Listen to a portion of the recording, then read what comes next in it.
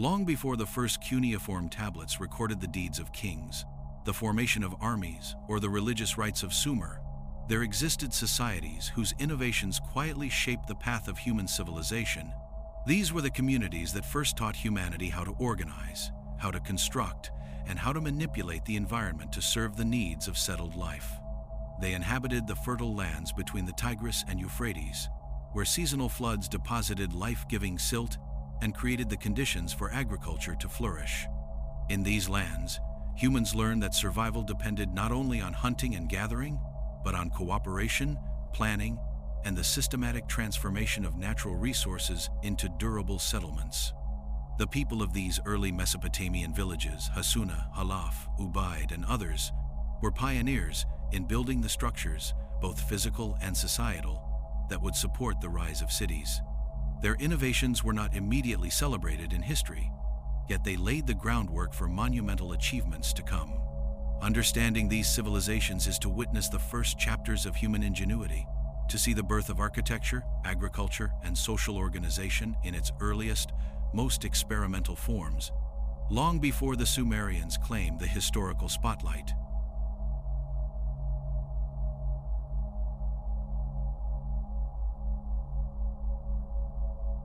The earliest communities of Mesopotamia did not stumble into civilization. They experimented with the environment, labor, and materials to shape a world that could sustain human life. Settlements were often placed strategically near rivers, taking advantage of fertile soil for cultivation while also dealing with seasonal flooding. Homes were constructed from mud bricks reinforced with straw, forming clusters of dwellings that balanced proximity for cooperation with sufficient personal space for families. Storage pits, cooking areas, and workspaces were thoughtfully integrated into the village layout, revealing an understanding of daily needs, environmental hazards, and collective activity. Each settlement was a miniature experiment in how humans could transform a landscape into a living system that supported both survival and society. Agriculture emerged as more than a tool for subsistence. It became the catalyst for social organization. Early farmers cultivated wheat, barley, and legumes, learning through trial and error which methods could reliably produce surplus. Small canals, dikes, and embankments were constructed to control water flow, representing some of the first examples of engineering in human history. This manipulation of the landscape required collective planning and coordination, demonstrating that these societies understood the value of shared labor and long-term thinking. Food surplus allowed for population growth and specialization, giving rise to artisans, traders, and planners, all of whom relied on the stability that these early agricultural experiments provided. The development of craft technology reflected a simultaneous pursuit of utility and creativity. Flint tools were carefully knapped into cutting instruments, grinding stones shaped to optimize food processing, and weaving tools crafted to produce textiles from plant fibers and animal wool. These objects were not isolated inventions. They were part of a growing knowledge network in which skills were transmitted through observation, apprenticeship, and repetition. Communities gradually refined techniques over generations, creating tools that could support more ambitious projects in agriculture, construction, and trade. In shaping their material world, these early humans were laying the foundation for organized labor and technological literacy, essential components of any enduring civilization. Pottery offers one of the clearest windows into the innovation and artistry of pre-Sumerian life. Early vessels were simple and functional, but over time, they became canvases for expression, with geometric patterns, spirals, and occasionally animal motifs painted or incised onto the surfaces. These designs were consistent across regions, suggesting networks of cultural transmission in which ideas, styles, and techniques spread between settlements. Pottery served practical purposes: storage, cooking, water transport, but it also encoded identity, status, and knowledge about the world. The effort and skill required to produce durable, well-shaped vessels highlight the sophisticated understanding of materials and technique that pre-Sumerians had achieved centuries before the Sumerian city-states emerged. Water management was a defining challenge and a measure of ingenuity. Communities built simple canals, levees, and embankments to control the flow of rivers and protect fields from unpredictable flooding. These interventions required observation, planning, and cooperative labor on a scale that demanded early leadership and coordination. Settlements were positioned to maximize access to irrigation while minimizing risk, demonstrating an understanding of topography, hydrology, and the seasonal rhythms of the environment. The manipulation of water not only increased agricultural productivity, but also provided the first lessons in civil engineering, showing that humans could shape natural forces to support communal growth. Social structures were embedded in the design and function of settlements. Larger houses or central spaces may have been used for communal decision-making, coordination of labor, or storage of surplus, hinting at the earliest forms of leadership. Tasks were divided according to skill, age, and physical capability, creating early labor specialization. This organization allowed communities to undertake projects that would have been impossible for individuals alone, from large-scale irrigation to communal construction. Pre-Sumerians were developing the first models of collective governance, showing that societal complexity arises when people organize around shared goals, responsibilities, and interdependent roles. Trade and resource exchange extended beyond immediate settlement boundaries, connecting communities across the floodplain. Obsidian, shells, rare stones, and pigments were transported over great distances, often transformed into tools, ornaments, or ceremonial items. These exchanges facilitated not just the movement of goods, but the transmission of knowledge, design, and technique. Observing and adopting methods from neighboring settlements accelerated innovation and established early networks of inter-community cooperation. Trade was both economic and cultural, teaching humanity that interaction between communities strengthens technical skill, fosters shared identity, and spreads innovation across regions. Craft, architecture, and environmental management were also infused with symbolic meaning. Certain structures were deliberately elevated, central, or decorated, indicating roles in communal coordination, ritual, or identity. Objects were marked with patterns or figures that signaled ownership, lineage, or status. Even mundane items were crafted with attention to detail, reflecting aesthetic sensibilities that connected function with expression. These practices taught early humans that the physical world could carry cultural meaning, creating a legacy that connected labor, artistry, and communal memory into the foundation of human civilization. From modest mud brick homes to intricate pottery and early irrigation systems, pre-Sumerian communities were demonstrating the principles of urban life long before Sumer emerged. Each innovation in housing, farming, craft, or organization represented a deliberate effort to understand, manage, and improve the human experience. These early societies taught humanity that survival alone was not enough. Knowledge, cooperation, and foresight were essential to building communities that could endure, grow, and transmit culture across generations. Their lessons in planning, labor, technology, and social cohesion would echo through time, providing the template upon which the Sumerians would construct the first true cities.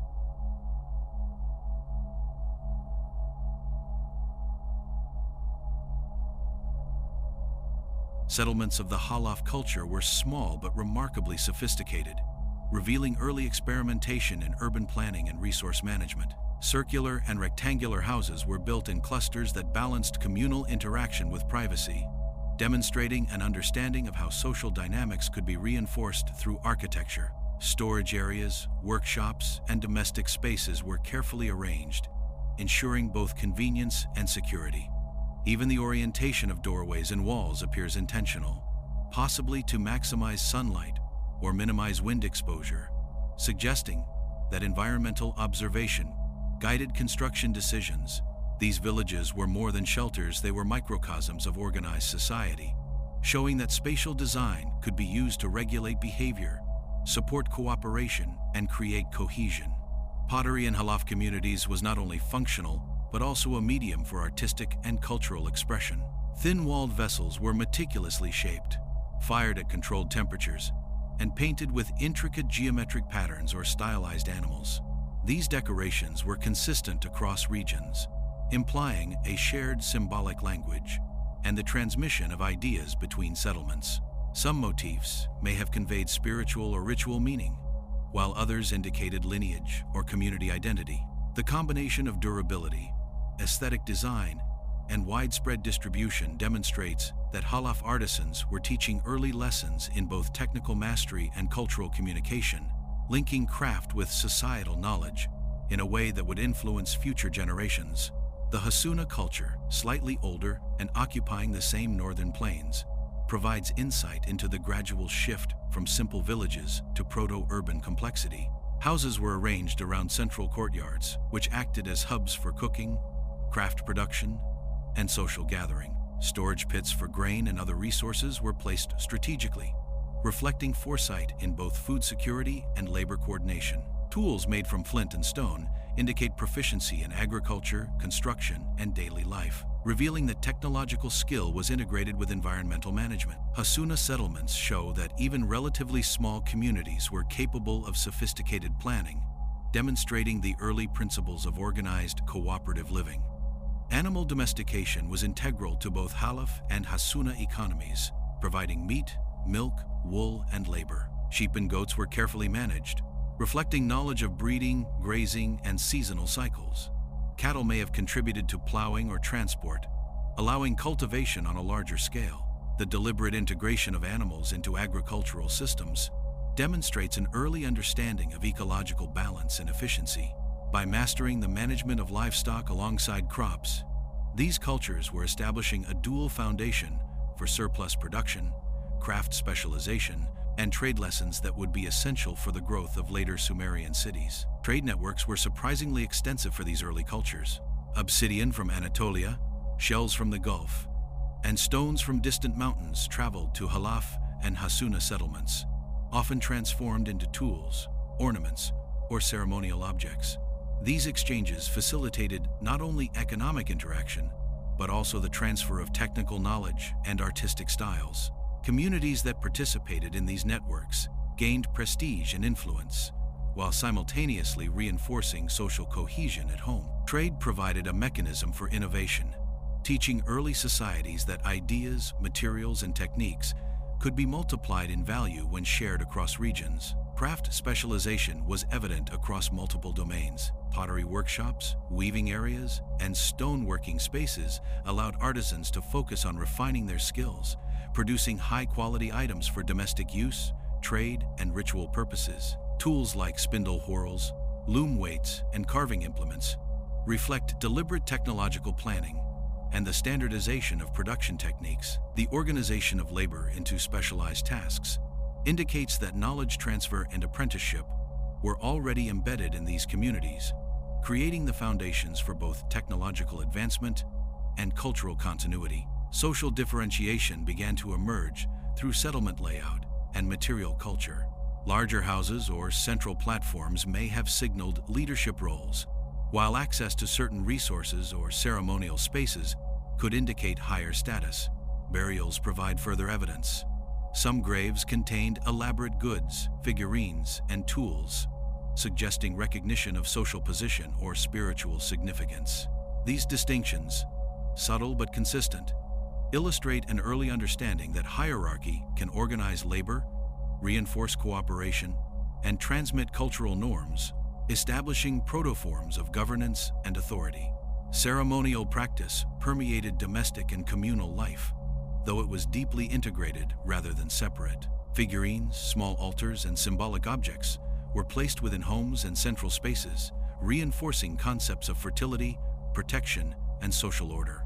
Even decorative patterns on pottery may have held symbolic meaning connected to ritual cycles, seasons, or cosmological ideas. These practices were not isolated.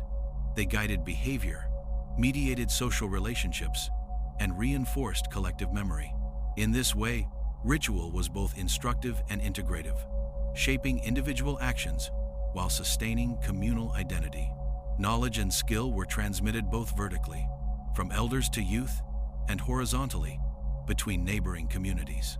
Observing pottery techniques, construction methods, or agricultural practices in other villages allowed artisans and farmers to adopt innovations without rediscovering them independently. Networks of communication, trade, and shared ritual created a framework in which technical, social, and symbolic knowledge could be preserved, adapted, and improved over generations. Halaf and Hasuna societies were effectively teaching humanity how to sustain culture, coordinate labor, and transmit complex systems of knowledge lessons that would be inherited and expanded by the Ubaid and Sumerian civilizations.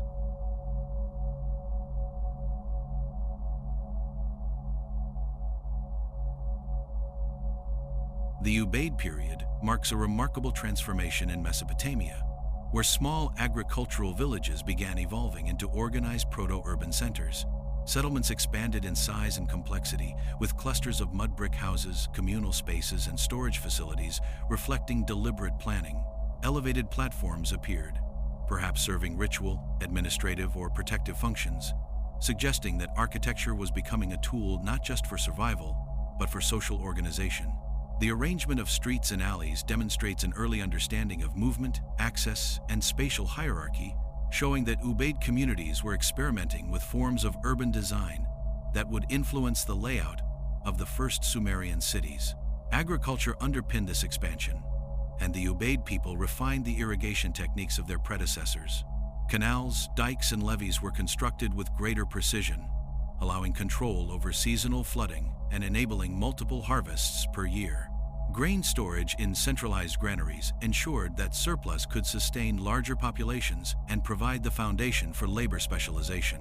These advancements required not only technical knowledge, but also collective organization, with labor coordinated over months or years to complete large-scale irrigation works. In doing so, Ubaid communities demonstrated the first large-scale integration of agriculture, engineering, and social coordination, laying the groundwork for urban society.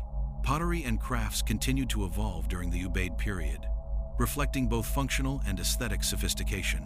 Ceramics became thicker, more standardized, and widely distributed, often decorated with abstract geometric motifs or simple painted patterns.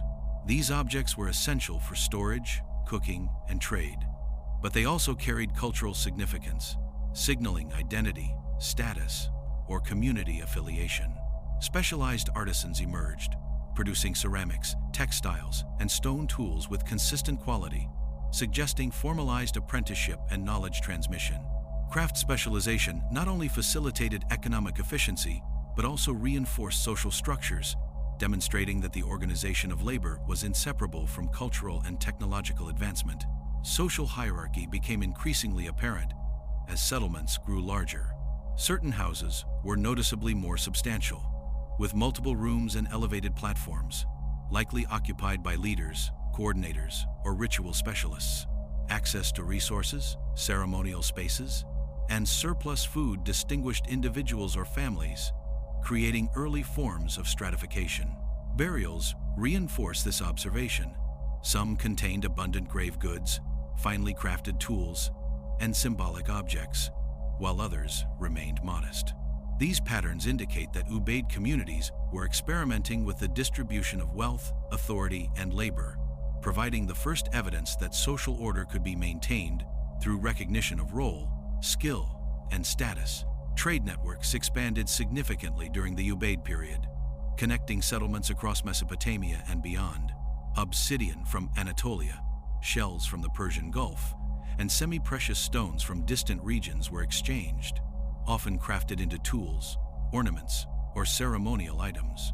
These interactions not only facilitated economic prosperity, but also enabled the spread of technological innovations, artistic styles, and ritual practices. Communities participating in these networks gained prestige and influence, while the circulation of goods created a framework for interregional cooperation and cultural continuity. Trade became both a material and intellectual conduit, teaching early Mesopotamians how connectivity and exchange could strengthen social and technological development. Religious and ceremonial structures became more elaborate, reflecting a growing integration of spiritual practice with social organization. Elevated platforms, shrines, and figurines suggest that ritual activity played a central role in legitimizing authority, coordinating labor, and maintaining social cohesion. Ceremonies may have coincided with agricultural cycles, festivals, or communal projects, reinforcing collective responsibility and cultural identity. These practices indicate that ritual was not separate from governance or daily life, but intertwined with the mechanisms that enabled larger, more complex settlements to function effectively. The expansion of settlements also encouraged innovation in construction techniques. Ubaid builders experimented with reinforced mud brick walls, internal divisions, and complex roof structures, demonstrating a keen understanding of material properties and environmental adaptation. Houses were designed not only for domestic use, but also for storage, craft, and ceremonial activity, suggesting a multifunctional approach to architecture. These innovations indicate that pre-Sumerian engineers and planners were developing scalable building techniques that could support denser populations, larger communal projects, and the eventual emergence of urban centers. Education and knowledge transmission became increasingly formalized during this period. Younger generations learned farming techniques, craft skills, and building practices through structured apprenticeship and observation, while communal activities reinforced collective knowledge about irrigation, construction, and ritual. Specialized skills were preserved and refined over generations, allowing communities to accumulate expertise that supported technological innovation and social complexity. In this sense, Ubaid settlements were early laboratories for human learning, demonstrating that civilization requires not only survival, but systematic transmission of knowledge. Cultural expression continued to evolve alongside technological and social complexity. Pottery, figurines, and ornamental objects displayed patterns and designs that may have communicated identity, spiritual belief, or social status. These artifacts were not merely decorative. They encoded meaning and reinforced shared understanding across communities. Through repeated use, observation, and replication, these designs helped maintain cohesion and continuity, creating a shared symbolic framework that connected multiple settlements across the floodplain. The Ubaid period, therefore, represents a critical stage in which early Mesopotamians were not only building structures and systems, they were shaping culture, identity, and knowledge in ways that would directly influence the Sumerians. By integrating agriculture, craft, trade, social hierarchy, and symbolic practice, Ubaid communities created proto-cities capable of supporting larger populations, complex labor divisions, and interregional networks. These settlements were experiments in organization, innovation, and cultural continuity, demonstrating that civilization is a product of both practical skill and social coordination. Lessons learned during the Ubaid period on managing water, labor, resources, and culture were directly inherited by Sumer, illustrating that the foundations of urban life were constructed long before the first kings and city-states emerged.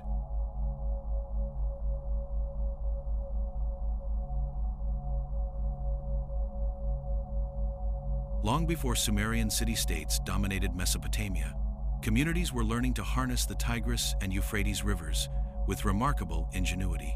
Seasonal flooding provided fertile silt, but also posed a constant threat to settlements and crops. Early farmers responded by constructing canals, levees, and rudimentary dikes to channel water where it was needed and protect fields from destructive overflow. These engineering projects required careful observation of river behavior, coordination of labor, and precise planning, illustrating that pre-Sumerians were mastering environmental management on a scale far beyond simple subsistence. Every canal dug and embankment raised represented not just technical skill, but an understanding that collective effort could transform natural hazards into tools for societal growth. The irrigation systems developed during the Ubaid period were sophisticated enough to support multi-crop agriculture, allowing communities to produce a surplus that sustained growing populations. Fields were divided into plots that could be managed seasonally, with water allocated through an intricate network of channels. Crop rotation was practiced to maintain soil fertility, and surplus grain was stored in central granaries for times of scarcity. This careful management of resources demonstrates a knowledge of ecology, planning, and risk mitigation that predated written records. By learning to control water and regulate production, these communities taught the fundamental lesson that civilization depends on human ability to manage and preserve resources effectively. Construction of large-scale irrigation networks demanded social coordination and emergent leadership. Villagers had to work together, sometimes for months, to dig canals, reinforce levees, and maintain embankments. Labor was likely organized based on skill, experience, and physical capability, with more experienced individuals guiding less skilled workers. Projects were often communal and cyclical, timed to align with planting and harvesting seasons. These undertakings not only strengthened agricultural productivity, but also reinforced social cohesion, teaching early humans that shared goals, coordinated labor, and leadership were critical for collective survival and advancement. The engineering of floodplains also stimulated experimentation with materials and building techniques. Mud bricks, reeds, and clay were combined in ways that resisted erosion and supported raised platforms. Canals were lined or reinforced to reduce collapse during floods, demonstrating a sophisticated understanding of hydraulics and material behavior.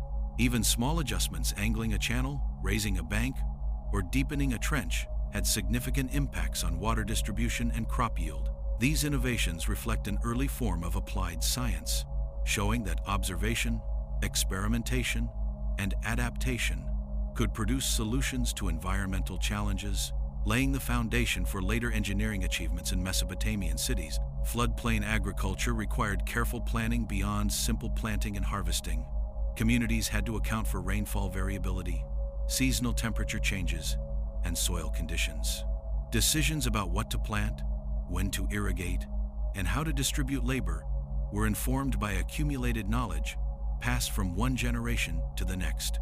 Such planning not only enhanced productivity but also facilitated specialization. Some individuals focused on farming, others on tool-making, pottery, or construction. This division of labor created interdependence within the community, teaching early Mesopotamians that complex societies rely on both expertise and cooperation to thrive. The integration of storage and surplus management was another critical aspect of floodplain agriculture. Granaries and storage pits were strategically located, allowing access to food while protecting it from pests, decay, and theft. These facilities made it possible to buffer against poor harvests, support non-farming specialists, and facilitate trade. Surplus production also encouraged innovation in measurement, record-keeping, and logistics, forming the conceptual underpinnings of later Sumerian administrative systems. Communities learned that controlling food resources was not just a practical matter. It was a way to structure society, manage labor, and prepare for future growth. Irrigation and agriculture had a direct influence on settlement patterns. Villages were clustered near water sources, but within these areas, proximity to canals, levees, and fertile plots determined the organization of homes, workshops, and communal spaces. Elevated platforms may have served as central gathering points, marketplaces, or ritual areas, connecting daily life with broader social and environmental planning.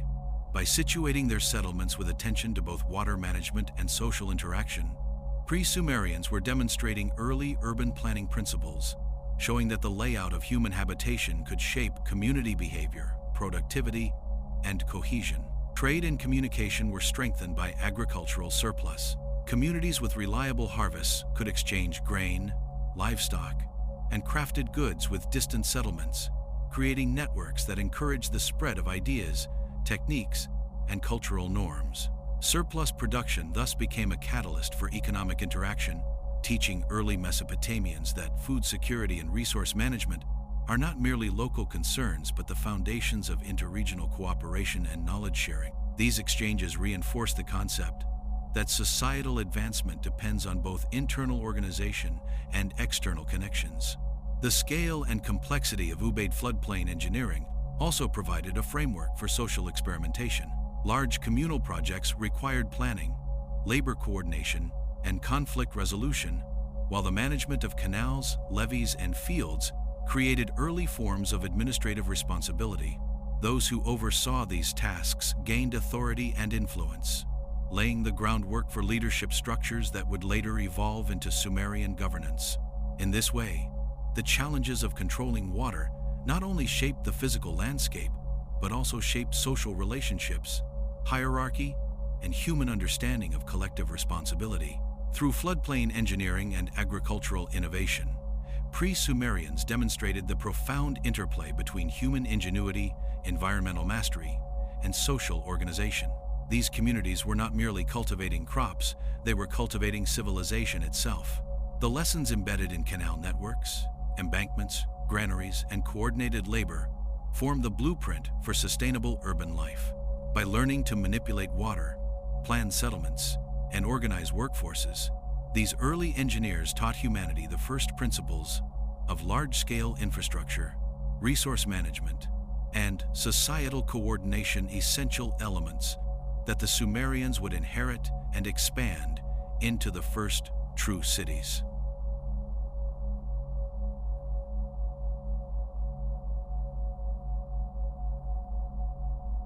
The daily life of pre-Sumerian communities was inseparable from spiritual practice, with rituals woven into agricultural, domestic, and social routines. Figurines, small altars, and symbolic objects were often found within homes or communal areas, suggesting that belief systems were not confined to designated temples, but integrated into ordinary activities. These objects may have represented fertility, protection, or the cycles of nature, providing a framework through which communities interpreted and influenced the forces around them. Spiritual practice shaped behavior, informed decision-making, and offered a shared language for expressing values, making it one of the earliest tools for maintaining cohesion in growing settlements.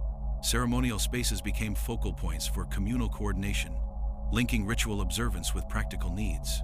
Elevated platforms, open courtyards, and structured areas within villages likely served multiple purposes, hosting feasts, supervising labor, and performing rites to ensure agricultural success. Participation in these rituals reinforced social norms, reminding members of their duties and the consequences of negligence. By combining spiritual significance with collective action, pre-Sumerians were teaching humanity that religion could operate as both a moral compass and an organizational tool, uniting diverse individuals around shared objectives and obligations. Leadership in pre-Sumerian communities often derived legitimacy from ritual authority. Individuals who conducted ceremonies, interpreted signs, or maintained sacred spaces were granted influence over labor, resource distribution, and dispute resolution. This intertwining of spiritual and practical authority created early governance structures where decision-making was respected not merely because of coercion, but because it was framed as aligned with cosmic or natural order. Such arrangements taught communities the value of authority grounded in shared belief and demonstrated that governance, culture, and ritual are inseparable in sustaining social order. Art and symbolism reinforced communal values by embedding meaning into daily life. Pottery, figurines, and wall decorations often featured repeated motifs, spirals, animals, and geometric patterns that may have represented cosmological concepts, seasonal cycles, or cultural identity. These visual symbols acted as both educational tools and markers of social cohesion, teaching younger generations about shared beliefs and expectations. The consistent replication of motifs across regions indicates that these communities were not isolated, but part of a broader cultural network, where ideas and practices circulated alongside goods, knowledge, and labor. Festivals and seasonal rituals structured communal life, coordinating agricultural labor with spiritual practice. Planting and harvest periods were likely accompanied by offerings, music, and feasting, creating occasions for celebration and reinforcement of social hierarchy. Such events provided an opportunity for leaders to demonstrate authority, for artisans to showcase skill, and for the broader population to participate in shared cultural expression. These coordinated cycles illustrate that early Mesopotamians understood the power of ritual to regulate time, motivate labor, and strengthen social bonds, creating a rhythm of life that balanced work, belief, and community. Burial practices reveal insights into social order and spiritual belief. Some graves contained elaborate tools, jewelry, or figurines, while others were relatively modest, indicating that status, contribution, or spiritual significance influenced mortuary treatment. The careful placement of these items reflects not only reverence for the deceased, but also the communication of social norms and hierarchy to the living. Through these practices, pre-Sumerians taught that society could be structured around recognition, obligation, and the symbolic reinforcement of shared values, establishing patterns that would carry forward into Sumerian culture. Shared labor and ritual observance were mutually reinforcing. Communities that coordinated agricultural work, canal maintenance, and construction projects often integrated these efforts with ceremonial activities, using feasts, offerings, or performance to maintain morale and motivation. This blending of practical and spiritual life strengthened cohesion, ensuring that collective effort was aligned with both material and cultural objectives. Early Mesopotamians demonstrated that productivity, cooperation, and social stability are inseparable from the ways in which communities define meaning, value, and shared purpose. The presence of figurines and ritual objects within domestic spaces highlights the personalized nature of belief. Spiritual practice was not solely the responsibility of leaders or specialists. Households engaged with the sacred in their daily routines, teaching individuals the norms, ethics, and collective responsibilities that underpinned community life. This decentralization of ritual reinforced communal cohesion, ensuring that cultural values were embodied in action rather than imposed externally, creating a living system of education, memory, and moral guidance. Cultural continuity was maintained through repetition, observation, and transmission of ritual knowledge. Young members of the community learned agricultural cycles, ceremonial timing, and symbolic meaning by participating alongside elders. Specialized roles, such as artisans, ritual performers, or coordinators of communal labor, ensured that technical and symbolic knowledge was preserved and refined across generations. In this way, pre-Sumerians were teaching humanity that civilization depends on both material innovation and the careful preservation and transmission of cultural and social knowledge. Through the integration of ritual, leadership, artistic expression, and communal labor, pre-Sumerian societies demonstrated that social order and cohesion are products of deliberate cultural engineering. Faith was not separate from daily survival. It structured time, guided action, legitimized authority, and reinforced cooperation. These early lessons in harmonizing practical necessity with symbolic meaning provided the blueprint for the governance, ritual, and social frameworks that the Sumerians would inherit and expand, proving that civilization is as much a product of culture as it is of technology.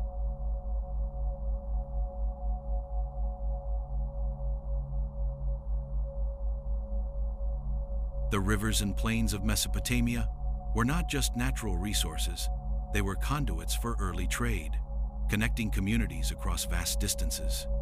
Obsidian from Anatolia, shells from the Persian Gulf, and exotic stones traveled hundreds of kilometers to reach northern and southern settlements.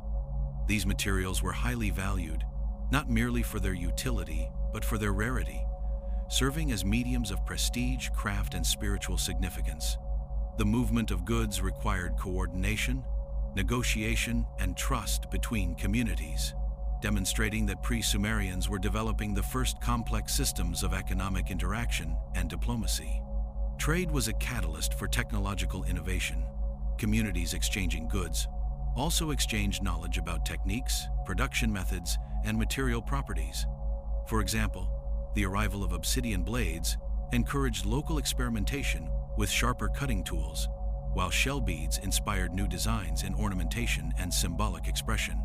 This cross-pollination of ideas accelerated technical and cultural development, creating a feedback loop in which commerce, innovation, and cultural identity were inseparable. Through trade, pre-Sumerians demonstrated that connectivity and exchange could amplify human ingenuity beyond the capacity of isolated communities. Markets and exchange centers emerged organically as settlements grew. Certain villages became hubs where surplus agricultural products, crafted goods, and exotic items were stored, displayed, or traded. These centers facilitated the organization of labor, allowing farmers, artisans, and traders to interact regularly and coordinate production. Participation in such hubs elevated the influence of local leaders, who oversaw storage, distribution, and negotiation. These early marketplaces were more than sites of commerce. They were arenas of social interaction, learning, and cooperation, teaching early Mesopotamians that economic activity is a central pillar of societal organization. The standardization of goods was a byproduct of interregional trade. Pottery shapes, weights, and storage containers became more uniform as communities sought compatibility and efficiency across networks. Standardized measures allowed quantities of grain, oil, or crafted items to be exchanged with clarity, reducing disputes and facilitating broader economic planning. These practices laid the conceptual groundwork for later Sumerian record-keeping, demonstrating that trade networks required not only physical connectivity, but also shared conventions and systems of understanding to function effectively. Trade also influenced social hierarchy and prestige. Access to rare materials, such as semi-precious stones, exotic shells, or finely crafted obsidian tools, could elevate the status of individuals or families within a community. Leaders who controlled the flow of goods gained influence and could allocate resources to reward loyalty or service. In this way, commerce became intertwined with authority, teaching early humans that economic networks can reinforce social structures and contribute to both cohesion and hierarchy. Maritime and riverine travel expanded the reach of pre-Sumerian trade. Simple rafts, dugout canoes, and boats capable of navigating rivers allowed communities to transport heavier goods more efficiently than overland routes. River travel connected northern and southern settlements, enabling the exchange of raw materials, foodstuffs, and crafted objects along predictable corridors. The ability to traverse waterways fostered interdependence, encouraging communication, alliances, and the development of protocols for negotiation and exchange. These logistical innovations highlight the foresight and coordination necessary for sustained interregional networks. Trade networks were also conduits for cultural transmission. Ceramics, ornaments, motifs, and symbolic designs spread across communities alongside physical goods, creating shared aesthetic and ritual conventions. Artisans adopted styles, motifs, and techniques observed in distant settlements, blending them with local traditions. Over time, these exchanges contributed to a collective Mesopotamian identity, providing continuity and cohesion even among geographically dispersed populations. The circulation of culture alongside commerce demonstrates that trade networks were as much about shared knowledge as they were about material wealth. The organization required for long-distance trade reinforced early leadership and social coordination. Leaders or coordinators managed the movement of goods, ensured safety, and mediated disputes between communities. Caravan routes, river paths, and storage hubs demanded planning, scheduling, and oversight, creating opportunities for proto-bureaucratic functions to emerge. By overseeing trade, early authorities gained experience in administration, logistics, and negotiation skills that would later become essential in the complex governance of Sumerian city-states. Environmental knowledge was critical to successful trade. Traders had to understand seasonal water levels, river currents, terrain obstacles, and weather patterns to move goods efficiently and safely. This required observation, communication, and the passing of practical knowledge across generations. Pre-Sumerians learned to read the landscape and adapt routes according to natural conditions, teaching humanity that successful networks of exchange depend not only on social coordination, but also on a deep understanding of the environment. Interregional trade ultimately laid the foundation for urbanization and cultural complexity. The flow of goods, knowledge, and ideas encouraged the concentration of populations near hubs of activity, creating the conditions for proto-cities to emerge. Trade connected distant communities, facilitated specialization, and reinforced social hierarchy, while also spreading technology, artistry, and ritual practice. Through these early networks, pre-Sumerians demonstrated that civilization is built not only on local innovation, but on the deliberate cultivation of relationships, knowledge exchange, and cooperative economic systems that transcend individual settlements.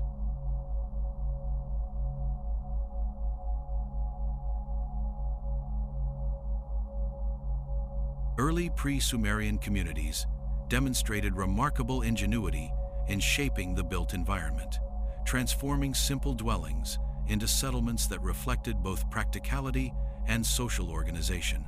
Homes were constructed using sun-dried mud bricks reinforced with reeds, arranged to maximize stability while withstanding seasonal floods.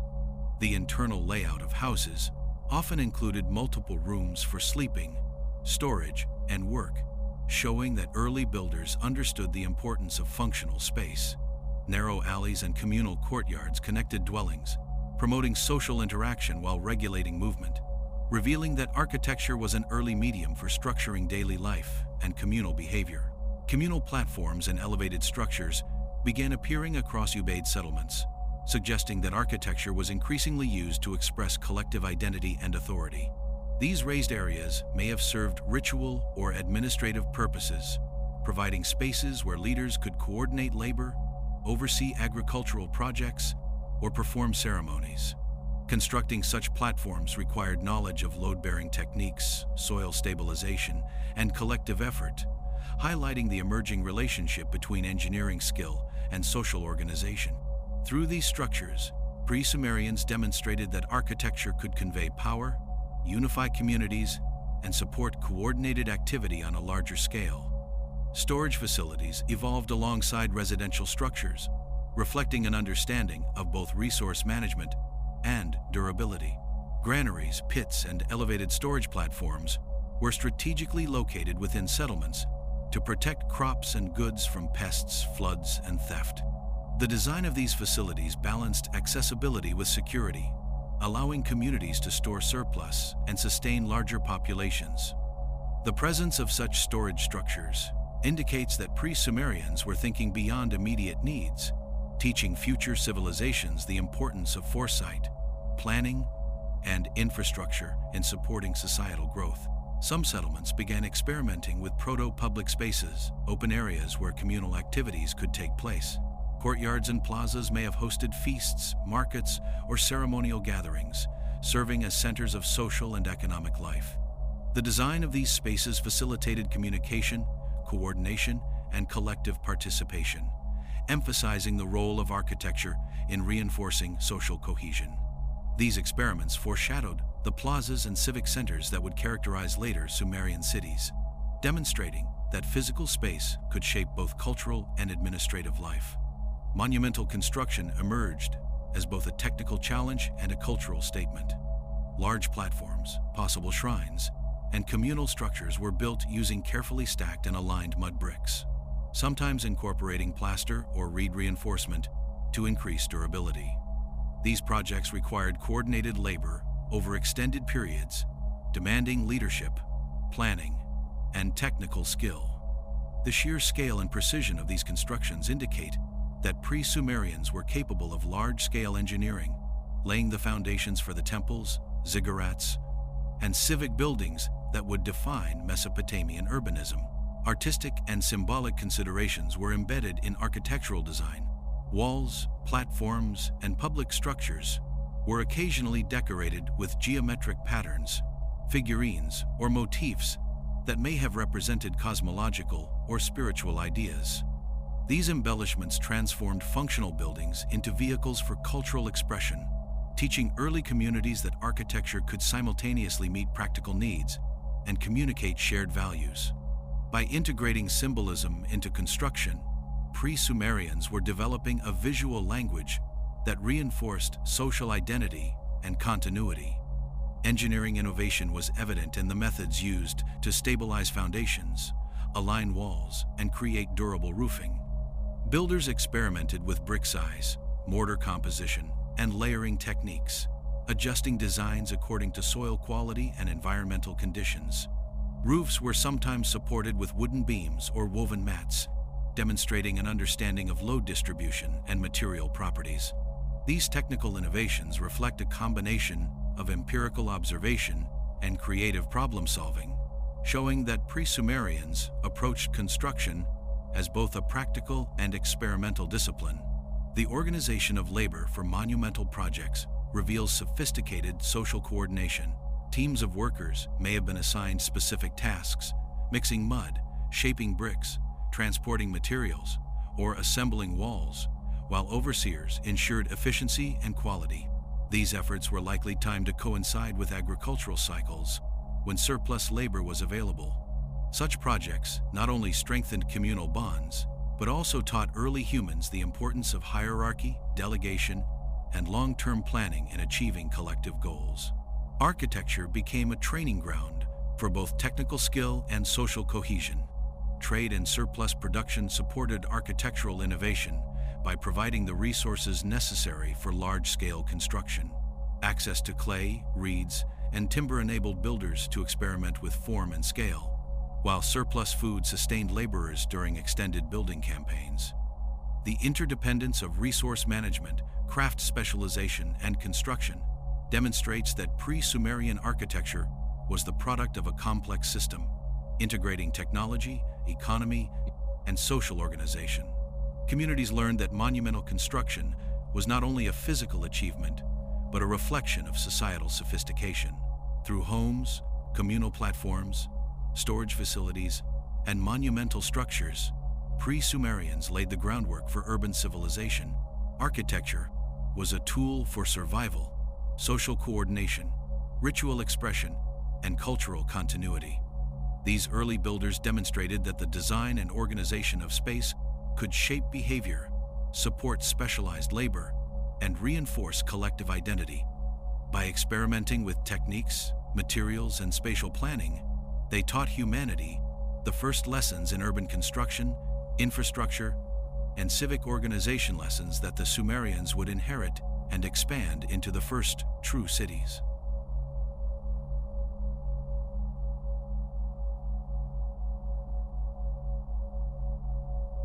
Pre-Sumerian communities relied on a growing arsenal of tools to manipulate their environment, sustain agriculture, and construct durable settlements.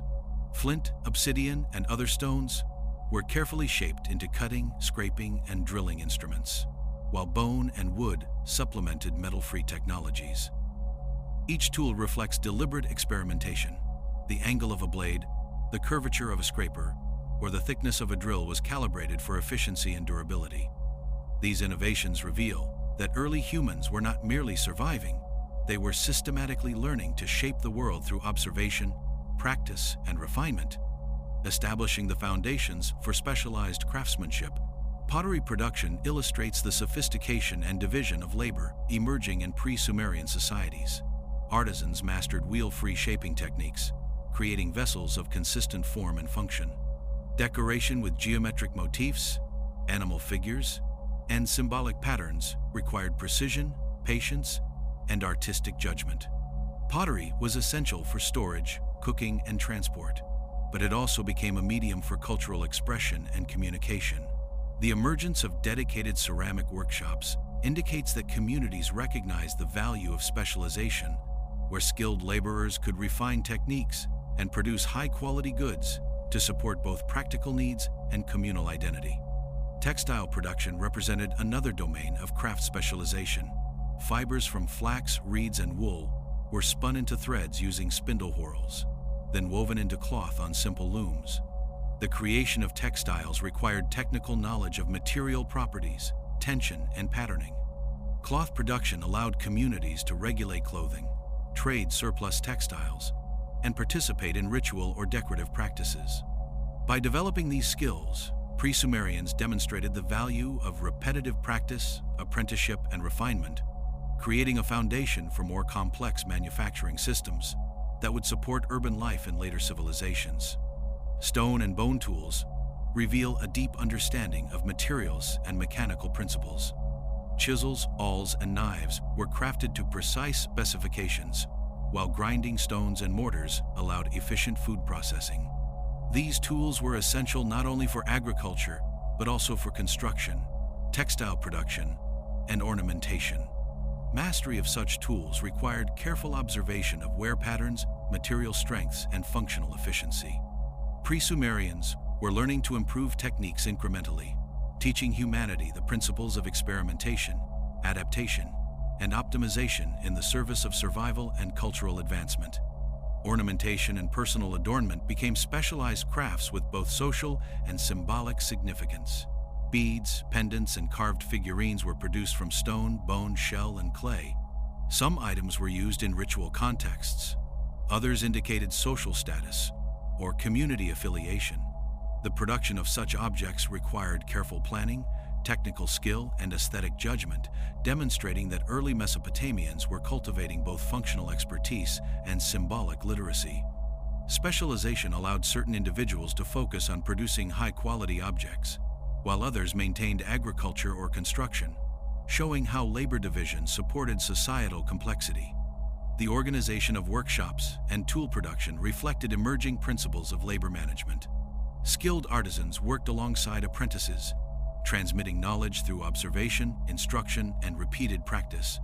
Communities likely coordinated the allocation of raw materials, scheduled production cycles, and ensured that essential tools were available for agriculture, construction, and trade. These practices demonstrate that pre-Sumerians were learning the value of efficiency, organization, and structured knowledge transfer lessons that would underpin craft guilds and technological schools in later civilizations.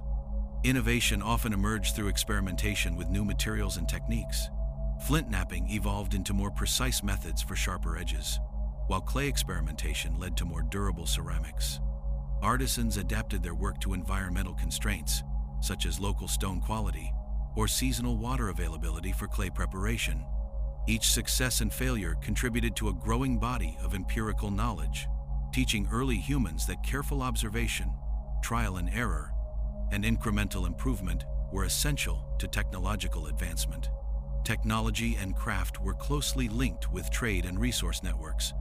Communities with specialized skills could produce surplus tools, pottery, or textiles to exchange for raw materials, food, or exotic items. These exchanges reinforced interdependence, encouraged standardization, and spread innovations across regions. Pre-Sumerians demonstrated that specialization and technology are most effective when integrated into broader social and economic systems, creating a template for the interlinked urban economies of Sumerian city-states. Even mundane technologies reflected sophistication in design and production. Agricultural implements like sickles, hoes, and grinding stones were carefully crafted for durability and ease of use. Simple machines such as levers and rollers may have been employed for moving heavy mud bricks or lifting water from canals. These practical tools highlight that pre-Sumerians understood principles of leverage, material resistance, and efficiency. Their innovations taught humanity that technology is not merely about invention, but about enhancing human capacity to manipulate the environment and coordinate communal labor effectively. Through craft specialization, tool innovation, and organized production, pre-Sumerians demonstrated that human ingenuity is cumulative, systematic, and socially reinforced. Knowledge was preserved, transmitted, and improved across generations, creating an environment where technical expertise could flourish. The integration of technology with labor management, trade, and social organization illustrates that civilization emerges not only from material capability, but also from the deliberate cultivation of skills, learning networks, and cooperative effort. Pre-Sumerians were forging the blueprint for all subsequent urban and technological development, teaching humanity the essential principles of craft, industry, and societal innovation.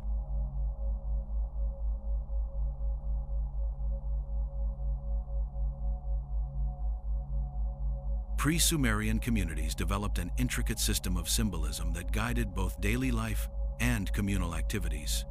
Objects, patterns, and motifs were imbued with meaning, conveying messages about identity, status, fertility, and protection. Figurines shaped from clay or stone, often depicting humans, animals, or abstract forms, acted as visual cues that encoded cultural values.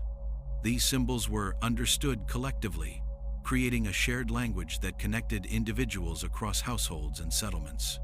By embedding meaning into physical objects, early humans demonstrated that communication could extend beyond spoken words, allowing communities to transmit ideas, instructions, and social norms over time and space. Ritual practices reinforced these symbolic systems, serving as both spiritual observances and social glue. Ceremonies often coincided with agricultural cycles, marking planting, harvesting, or seasonal transitions. Participants engaged in acts of offering, music, and movement, creating shared experiences that reinforced cohesion. The repetition of ritual, combined with visual symbols such as decorated pottery or figurines, encoded knowledge into collective memory. Pre-Sumerians were thus teaching humanity that ritual is not only a religious act, but also a mechanism for education, coordination, and the preservation of culture across generations. Certain objects carried practical and symbolic significance simultaneously. Painted or incised pottery may have denoted ownership, function, or ceremonial purpose, guiding usage while signaling identity. Similarly, decorated tools or ornaments indicated social status, familial affiliation, or community role. These dual-purpose artifacts illustrate that symbolism was deeply integrated into functional life, reinforcing lessons about social structure, responsibility, and cooperation. In this way, early Mesopotamians demonstrated that material culture could serve as both tool and message, shaping perception, behavior, and social interaction.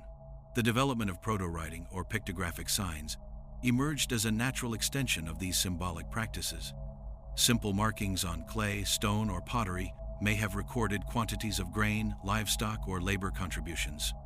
Though not yet a fully developed script, these signs represented a conscious effort to encode information for later reference, marking the earliest experiments in record-keeping. Communities learned that abstract representation could preserve knowledge beyond individual memory, providing a foundation for administrative systems and complex organization that would later define Sumerian civilization. Symbolism also structured communal spaces, reinforcing social hierarchy and ritual authority. Platforms, elevated areas, and designated courtyards may have been marked or decorated with motifs to signify importance, directing the flow of activity and attention. Leaders, coordinators, or ritual specialists likely used these visual cues to assert authority, organize labor, or communicate procedural instructions. Through spatial symbolism, pre-Sumerians demonstrated that the environment itself could convey meaning, guiding behavior and reinforcing collective norms without relying solely on speech. Trade and interregional exchange amplified the role of symbols, allowing motifs, designs, and artifacts to spread between communities. Pottery, figurines, and ornaments carried stylistic and symbolic information that could be recognized and understood across settlements. This created a shared visual and cultural language, enabling communication and cohesion over long distances.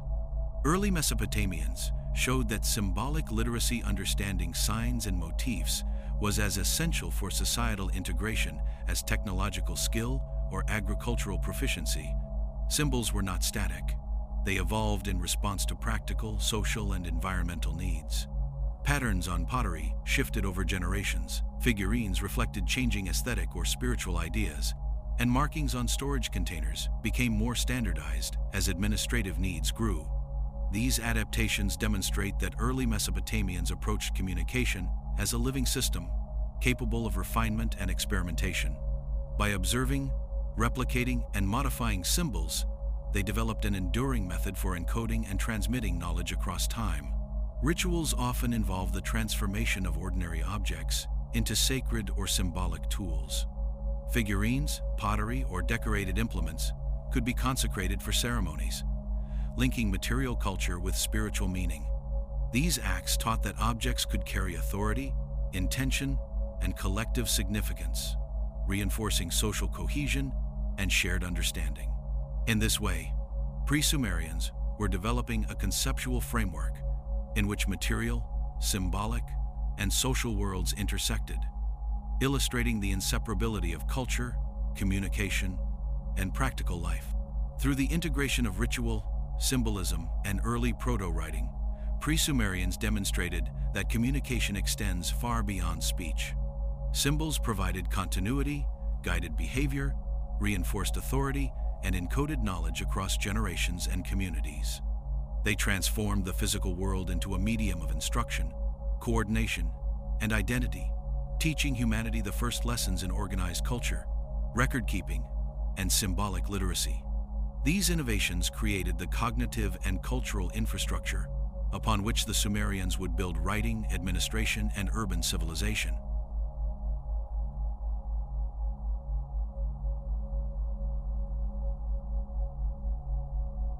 Even in the earliest Mesopotamian settlements, leadership was a practical necessity rather than a luxury. Communities required coordination to manage irrigation, agricultural labor, and construction projects. Leaders emerged organically, often selected for experience, skill, or spiritual authority. These individuals oversaw the allocation of labor, organized communal projects, and mediated disputes, ensuring that resources and effort were directed efficiently. Early governance was deeply intertwined with social and environmental needs, teaching humanity that leadership arises as a mechanism for solving complex collective challenges. Decision-making extended beyond immediate survival, encompassing long-term planning for agriculture, storage, and settlement expansion. Leaders had to predict seasonal flooding, coordinate planting schedules, and plan for surplus management, balancing risk and reward for the entire community. Authority was therefore grounded not only in charisma or inheritance, but in the ability to anticipate environmental and social challenges. Pre-Sumerians demonstrated that successful leadership requires both practical intelligence and foresight, establishing a template for the administration of larger societies in the future. Ritual authority often reinforced political authority. Those who conducted ceremonies, maintained sacred objects, or oversaw communal feasts commanded respect that extended to secular tasks. By connecting spiritual observance with practical governance, early leaders legitimized decisions, organized labor, and maintained social cohesion. This dual role illustrates that pre-Sumerian societies understood the importance of shared belief in stabilizing authority, teaching humanity that culture and governance are mutually reinforcing rather than separate spheres. Social hierarchies began to solidify alongside leadership roles. Certain families or individuals gained influence based on their control over critical resources, such as agricultural surplus, water management, or specialized craft production. Burial practices, with some graves containing elaborate goods, indicate recognition of status and achievement, suggesting that societal organization included both responsibility and reward.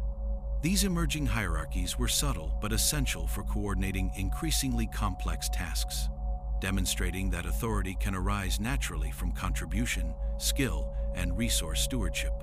Proto-administrative practices emerged as leaders needed to track resources, labor, and production. Simple markings on clay, standardized containers, or symbolic tokens allowed communities to monitor grain, tools, or livestock. These techniques were early precursors to writing and record-keeping, showing that governance is inseparable from information management. Pre-Sumerians demonstrated that structured administration is essential for sustaining complex communities, teaching humanity that authority must be paired with systems to track, organize, and distribute resources effectively. Conflict resolution became another key function of early leadership. As settlements expanded, disputes over land, water access, or labor responsibilities inevitably arose. Leaders mediated these conflicts, using both precedent and ritual authority to maintain fairness and cooperation. The ability to resolve disputes without resorting to violence was crucial for communal survival, showing that governance encompasses not only organization, but also the regulation of human relationships, setting the stage for codified law and civic responsibility. Collective projects, such as canal construction, levee reinforcement, and communal platforms, served as both economic and social tests of leadership. Coordinating large numbers of participants required delegation, oversight, and motivation. Leaders developed methods to assign tasks based on skill and availability, ensuring that projects progressed efficiently. These activities reinforced communal bonds and demonstrated that leadership is validated through competence, not coercion, illustrating how early governance was rooted in service, expertise, and social accountability. Trade networks further amplified leadership responsibilities. Leaders managed surplus goods, organized exchanges, and ensured the safety of caravans or river transport. Negotiation skills became critical, as settlements had to maintain favorable relationships with neighbors to access resources not locally available.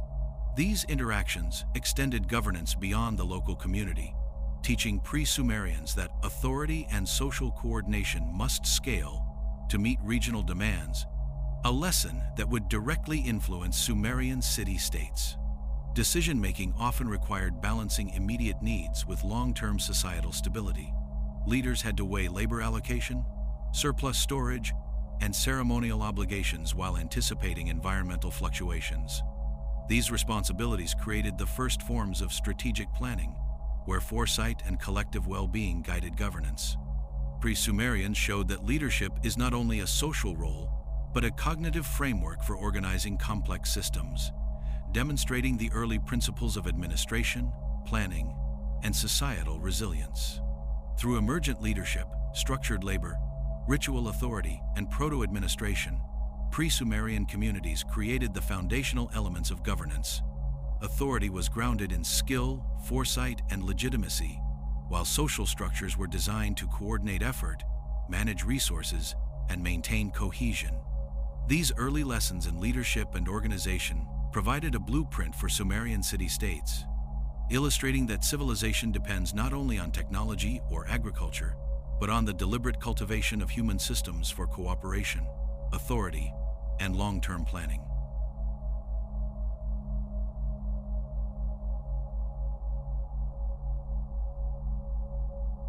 Even before the rise of Sumerian city-states, pre-Sumerian communities recognized the spiritual dimension of their environment, shaping settlements around sacred spaces that reinforced social cohesion.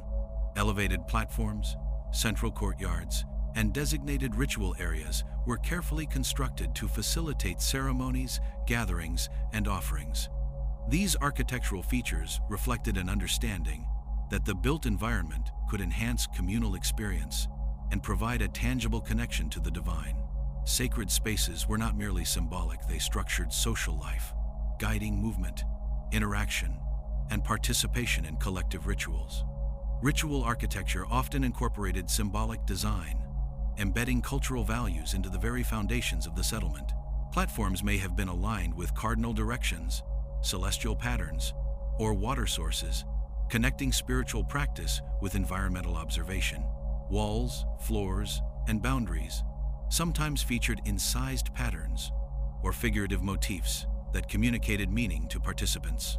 Through these deliberate designs, pre-Sumerians demonstrated that architecture could serve as a medium for both spiritual expression and social organization, teaching humanity that sacred spaces are simultaneously functional, symbolic, and communal.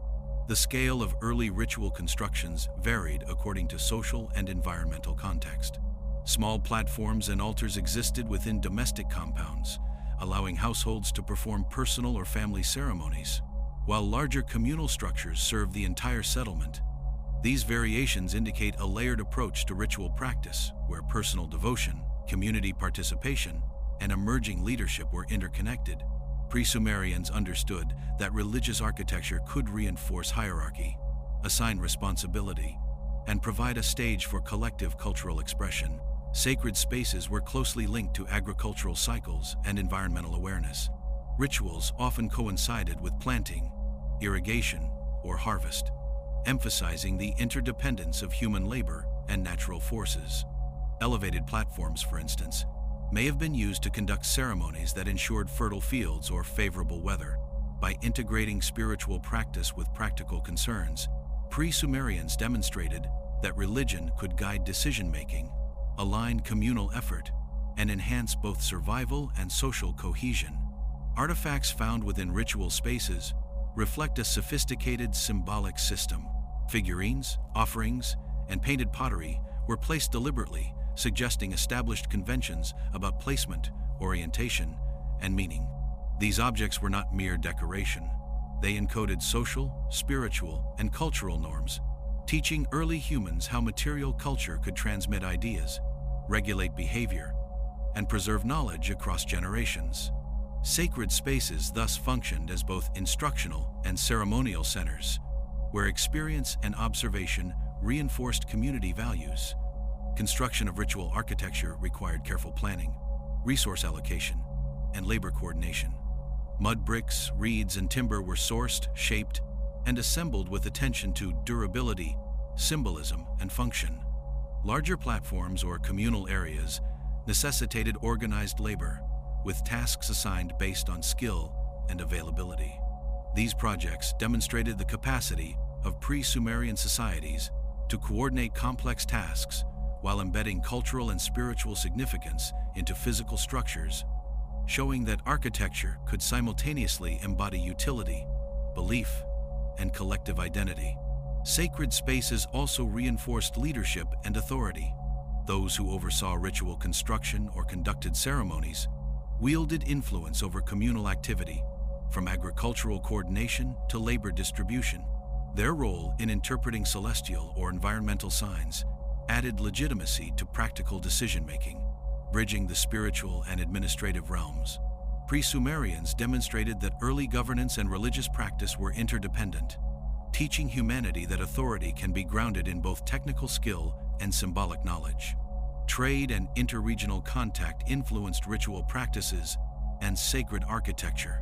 Exotic materials such as shells, semi-precious stones, and rare clay were incorporated into ceremonial objects and buildings, enhancing prestige and conveying cultural significance. The presence of similar motifs and architectural forms across distant settlements suggests that knowledge of ritual design circulated alongside goods, establishing a shared spiritual language. These networks taught early communities that cultural cohesion could extend beyond local boundaries, shaping identity, practice, and architectural style across regions. The integration of communal rituals, sacred architecture, and symbolic artifacts reinforced social cohesion by providing a tangible framework for shared beliefs.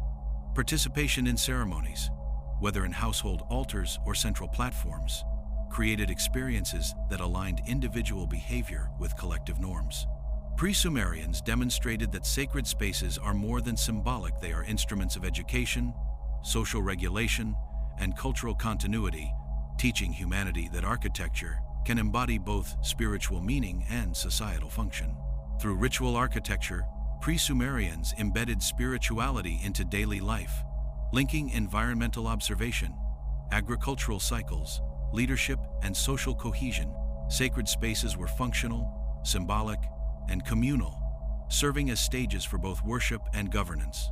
These innovations provided the blueprint for the ziggurats, temples, and ceremonial complexes of Sumer, illustrating that the first civilizations inherited not just techniques of construction, but profound lessons in integrating belief, culture, and social organization.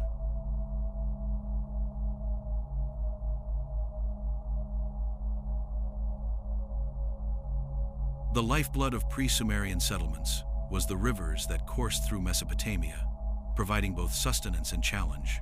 Communities quickly learned that controlling water was essential, not only for agriculture but also for survival itself. Canals, levees, and embankments were constructed with meticulous planning, directing seasonal floods toward fertile fields while protecting homes and settlements. The labor required to maintain these hydraulic structures demanded coordination, foresight, and collective effort, teaching early humans that environmental mastery is inseparable from societal organization and long-term planning. Early canal systems were engineered to optimize irrigation efficiency, distributing water evenly across plots of farmland. Channels were carefully measured, their gradients adjusted to control flow speed, while sluices or gates may have allowed selective release. These constructions reflect a deep empirical understanding of hydraulics long before formal science existed. Communities learned through observation and trial and error how to harness natural forces to their advantage, demonstrating that applied engineering is fundamentally a dialogue between human ingenuity and environmental constraints. Levees and embankments served dual purposes. They contained river floods and created raised areas for agriculture or settlement.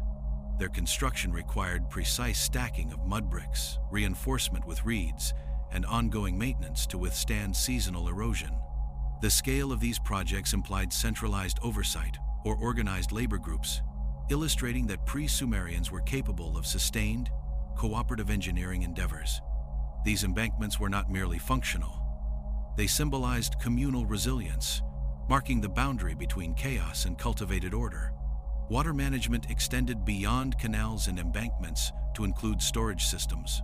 Reservoirs, cisterns, and ponds collected excess water, ensuring supply during dry periods.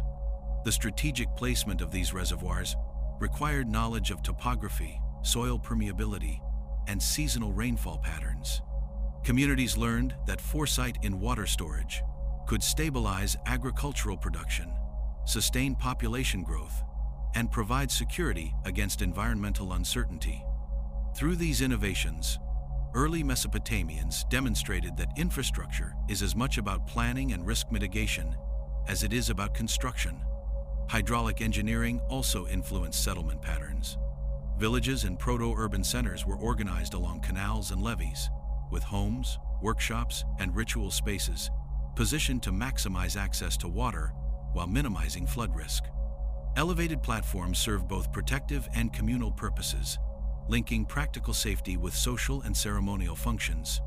By aligning architecture with water management, pre-Sumerians taught that the physical layout of a settlement is both a technical challenge and a reflection of collective strategy and foresight. The maintenance of canals and embankments required ongoing communal cooperation. Labor was allocated according to skill, physical capability, and seasonal availability, with tasks rotated to ensure that irrigation systems remained functional. These efforts reinforced social bonds and created interdependence, teaching early humans that shared responsibility and organized labor are essential for managing critical resources. Hydraulic projects thus became a platform for social cohesion, hierarchy, and leadership development. Trade and surplus production were intimately connected to water control. Reliable irrigation allowed for crop surpluses, which could be stored or exchanged with neighboring communities. Canal systems enabled the transport of goods over long distances, linking settlements and facilitating the spread of ideas, technologies, and cultural practices.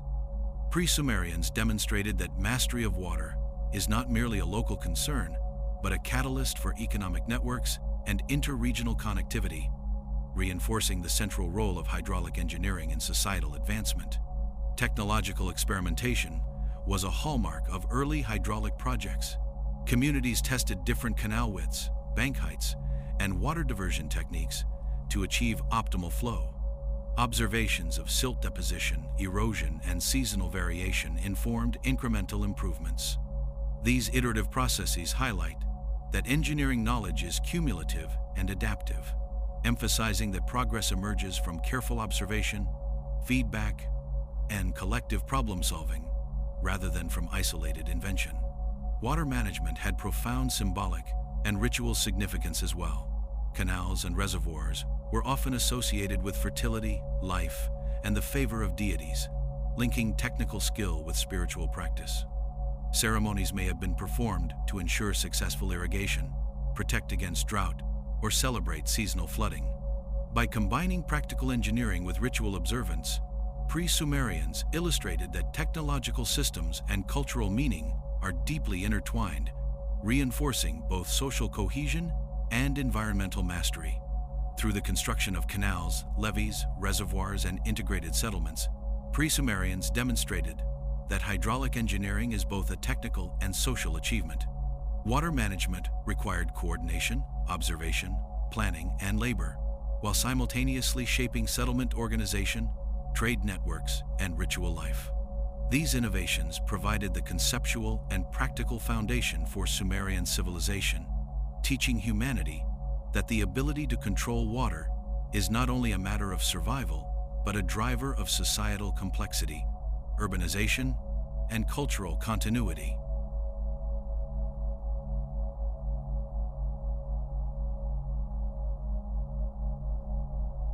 Pre-Sumerian communities were far more complex than simple villages. They displayed early forms of social hierarchy that structured labor, resource allocation, and communal responsibility.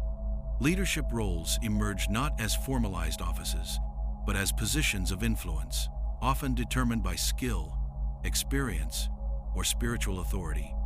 Individuals who oversaw irrigation projects, agricultural planning, or communal construction were granted decision-making power, creating a proto-hierarchy grounded in competence and communal necessity.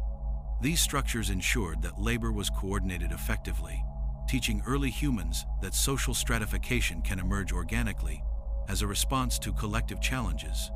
Division of labor became increasingly pronounced as settlements grew. Farmers, artisans, builders, and ritual specialists each contributed their expertise to the community, creating interdependence. Specialized roles allowed individuals to refine skills over time, improving efficiency and quality. Artisans developed pottery, textiles, and tools, while builders focused on residential, communal, and ritual structures. This differentiation of work enabled settlements to undertake larger projects and manage resources more effectively, illustrating that early social organization was inseparable from technological and cultural progress. Resource management reinforced social hierarchies and labor organization. Leaders allocated surplus grain, controlled access to water, and coordinated the collection of raw materials for craft production. This control allowed influential individuals to reward cooperation, organize collective projects, and maintain order. Communities learned that equitable and strategic distribution of resources is essential to sustain complex societies, laying the groundwork for later administrative systems that would formalize leadership, taxation, and labor obligations in Sumerian city-states. Labor was often coordinated around communal projects that required sustained effort and planning. Canal construction, levee reinforcement, platform building, and granary construction demanded both technical knowledge and social coordination. Workers were assigned tasks according to skill, physical capacity, and availability, while overseers ensured productivity and quality. These collective undertakings reinforced social bonds, created shared responsibility, and highlighted the importance of leadership rooted in practical expertise rather than coercion, teaching humanity that collaboration is foundational to societal development. Craft specialization reinforced hierarchy by conferring prestige and influence on skilled artisans. Potters, weavers, and toolmakers produced objects essential to both survival and ritual life, granting them social importance beyond ordinary labor. Their expertise allowed them to innovate, standardize techniques, and contribute to trade networks, linking individual skill with broader communal benefit. Pre-Sumerians demonstrated that social recognition and authority often arise from the ability to fulfill specialized roles crucial to the functioning and prosperity of the community. Ritual specialists occupied a distinct position within early hierarchies. Those who conducted ceremonies, interpreted symbolic artifacts, or maintained sacred spaces commanded respect and influence, often overlapping with practical leadership roles. The combination of spiritual authority and organizational responsibility reinforced social cohesion, creating legitimacy for decisions that affected the entire community. Pre-Sumerians taught that hierarchy can emerge from both competence and shared belief, showing how social order is maintained through integrated cultural, spiritual, and practical systems. Communal decision-making was guided by the needs of survival and growth. Leaders, artisans, and laborers participated in planning agricultural cycles, construction projects, and water management. Consensus was likely sought for critical decisions, while specialized knowledge informed practical outcomes. This participatory approach ensured that authority was tempered by expertise and communal input, demonstrating that early hierarchical systems were adaptive and responsive rather than rigid, setting a precedent for later governance in urban civilizations. The organization of labor extended to trade and resource acquisition. Specialized workers produced surplus goods for exchange with neighboring settlements, while leaders coordinated transport, negotiated terms, and ensured equitable distribution. These activities created interdependencies between settlements, reinforcing the social hierarchy internally while connecting communities externally. Pre-Sumerians demonstrated that hierarchical organization is not only an internal necessity, but also a mechanism for sustaining complex networks and long-distance collaboration. Social stratification was subtly reinforced through ritual, ceremony, and material culture. Burial practices, ornamentation, and access to sacred or communal spaces reflected distinctions in status and responsibility. Those with influence over resource management, ritual practice, or specialized labor were visibly recognized, teaching communities that hierarchy is both functional and symbolic. Through these mechanisms, early humans established a society in which order, cooperation, and recognition were interlinked, laying the conceptual foundation for more formalized social structures in later civilizations. By integrating leadership, division of labor, resource management, craft specialization, and ritual authority, pre-Sumerians created communities capable of sustained growth, complex projects, and interregional interaction. These systems of hierarchy and specialization demonstrated that civilization is not merely a product of technology or agriculture, but of deliberate social organization. Early lessons in governance, labor coordination, and social stratification provided the essential blueprint that Sumerians would inherit, showing that the ability to structure human effort and expertise is as crucial to civilization as mastery over the natural world.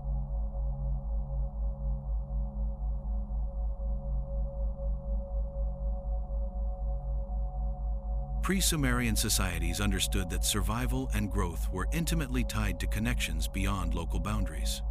Rivers, plains, and rudimentary roads facilitated the exchange of goods, ideas, and technologies over remarkable distances.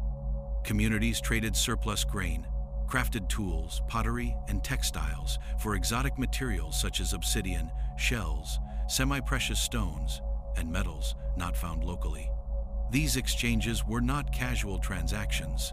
They required negotiation, trust, and coordination, demonstrating that trade was both an economic and social enterprise capable of linking settlements into broader regional networks.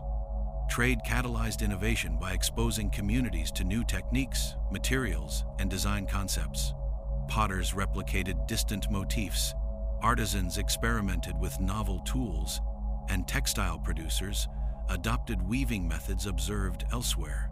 These borrowed techniques were often adapted to local conditions, reflecting both creativity and practicality.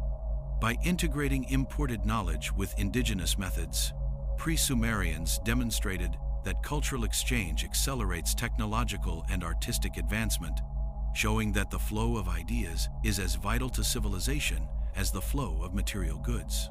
Marketplaces and exchange hubs emerged organically, often centered near river crossings, communal platforms, or storage facilities. These spaces allowed for barter, negotiation, and observation, where individuals could learn new skills, acquire rare materials, or participate in ceremonial exchanges. Such hubs were early incubators of social networking, providing opportunities for leaders to assert influence, for artisans to showcase craftsmanship, and for communities to reinforce shared norms and standards. Pre-Sumerians demonstrated that trade is not merely transactional but a medium for social cohesion and cultural dissemination. Standardization of weights, measures, and containers became essential as trade extended over longer distances.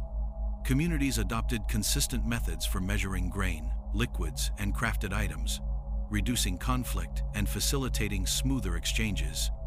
This practice also required record keeping, whether through simple pictographs, tokens, or symbolic markings. The development of standardized units reveals that pre-Sumerians were laying the groundwork for administrative sophistication, teaching humanity that economic coordination and communication are intertwined and critical for societal complexity. Long-distance exchange encouraged the circulation of cultural and symbolic motifs. Pottery, jewelry, figurines, and textiles often bore designs inspired by or directly adopted from other regions. Such motifs conveyed social identity, spiritual beliefs, or status, creating a shared aesthetic vocabulary across communities. By observing and adopting these cultural markers, pre-Sumerians demonstrated that trade networks serve as conduits not only for material goods, but also for ideas, reinforcing social cohesion and collective identity over geographic distances. Leadership played a pivotal role in sustaining trade networks.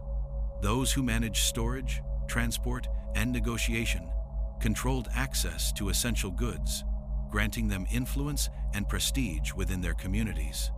They organized caravans, coordinated river travel, and mediated disputes arising from exchange. By linking authority to the successful management of trade, pre-Sumerians taught that social hierarchy and commerce are mutually reinforcing, highlighting the interdependence of leadership, labor, and economic activity in early civilization. Environmental knowledge underpinned successful trade. Travelers had to navigate rivers, seasonal floodplains, and rugged terrain, requiring observation of water levels, currents, and natural obstacles. Timing, route selection, and resource allocation were critical to ensure safe delivery of goods.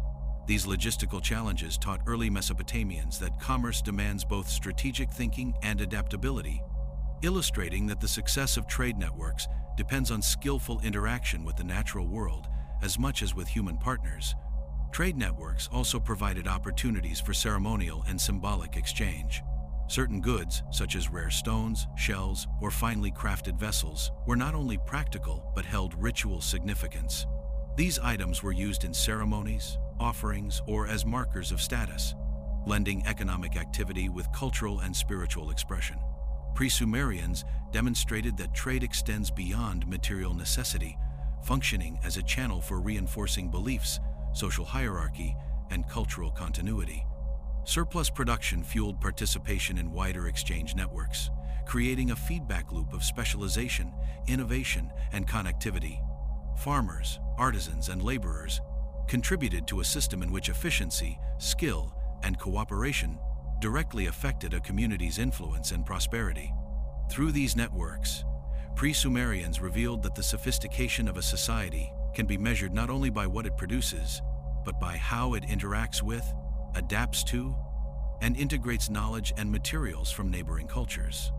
By weaving together labor, leadership, technology, and symbolism through trade, pre-Sumerians created the first complex networks of interdependence. These connections amplified innovation, strengthened social cohesion, and expanded cultural identity across regions. Trade was more than commerce. It was the lifeblood of early civilization, demonstrating that human progress emerges not in isolation, but through the deliberate cultivation of relationships, exchange, and shared knowledge.